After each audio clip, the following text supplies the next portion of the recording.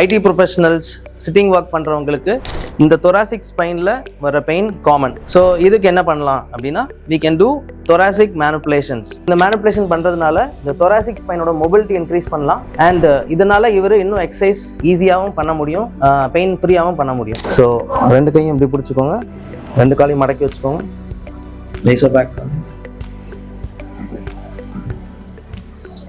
Okay, மேலே பார்த்து போடுங்க, காலையும் மேலே பார்த்து வச்சுக்கோங்க.